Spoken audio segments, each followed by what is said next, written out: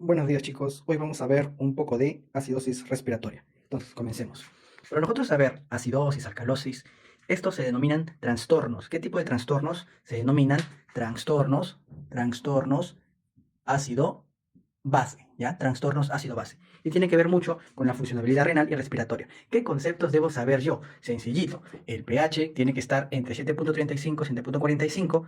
La presión de oxígeno tiene que estar entre 80 y 100 milímetros de mercurio, la presión de CO2 entre 35 y 45 y la presión de bicarbonato entre 22 y 26 mil equivalentes por litro. Entonces, tener en cuenta que si el pH disminuye, es menor a 7.35 en sangre, estamos en acidemia. Y si el pH es mayor a 7.35, estamos en alcalemia. Ahora, otra cosa a tener en cuenta es que la presión de oxígeno, cuando es menor a 80, se le llama hipoxia, ¿ya? Cuando es menor a 80, hipoxia. Y cuando es menor a 60, ya estamos hablando de insuficiencia respiratoria. Entonces, para explicar esto, vamos a darnos un casito para que sea más entendible. Supongamos que tenemos un paciente con neumonía ya. Él es el paciente con neumonía, ¿ya? Entonces, ¿qué pasa? Bueno, sabemos que está infectado por una bacteria que es Streptococcus pneumoniae, en este caso, y que va a tener que luchar contra el sistema inmune, o sea, los linfocitos. Mira, ahí está en defensa.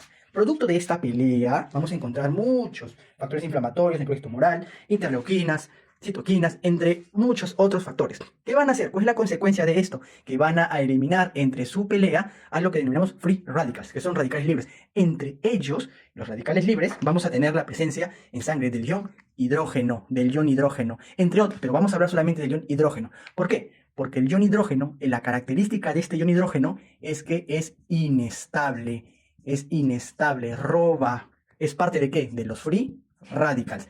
Entonces, como se acumula, como se estabiliza, como se inflama, la sangre va a estar llenada de iones de hidrógeno y como va a estar lleno de iones de hidrógeno, el pH va a disminuir, ¿ya? Cuando la concentración de iones de hidrógeno aumenta, el pH disminuye. Entonces estamos en acidemia o en acidosis. Entonces, ¿qué sucede? El cuerpo va a querer responder a esta inflamación. ¿Pero cómo? Lo que sucede es que como no hay mucho oxígeno. ¿Por qué? Porque se está dando esta pelea, el oxígeno se está gastando, entonces el paciente, la presión de oxígeno del paciente va a disminuir. Como va a disminuir la presión de oxígeno, ¿por qué, profe? Porque este estreptococo va a invadir la membrana alveolo-capilar. Lo que tú deberías tener para respirar lo invade el estreptococo. Entonces va a haber una interrupción que no va a hacer que el paciente pueda respirar bien. Entonces, ¿qué va a pasar con su presión de oxígeno? La presión de oxígeno, como no va a respirar bien, va a disminuir. Y como disminuye, como no va a poder eliminar, ¿qué es lo que va a aumentar? La presión de CO2. Entonces, cuando tú vas a ver presión pH bajo, presión de oxígeno alto, perdón, bajo, presión de oxígeno bajo, presión de CO2 alta, a esto lo vas a llamar acidosis. ¿Pero qué tipo? Respiratoria. ¿Ya? Entonces, el cuerpo no se puede quedar en este momento, con esta situación. Tiene que hacer algo. Sí, a nivel de sangre va a tener algo que llamamos bicarbonato. Y ese bicarbonato, ¿qué va a hacer? Como el problema son los iones de hidrógeno, lo que yo quiero es que este ion hidrógeno se vaya. Entonces, ¿qué voy a hacer? Voy a juntar el bicarbonato, voy a unirlo con el ion hidrógeno por la anhidrasa carbónica que va a formar ácido carbónico.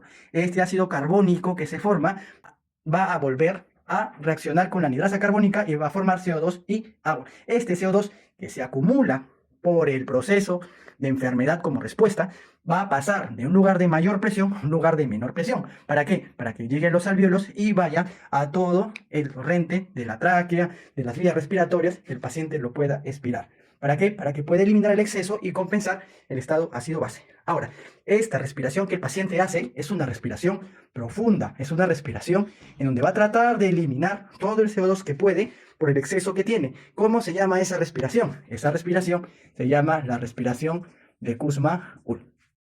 Por último, recordar que al expulsar el paciente por estas respiraciones de Kussmaul bastante CO2, ¿qué va a hacer? Va a disminuir también la concentración de iones hidrógeno. ¿Y eso qué va a hacer?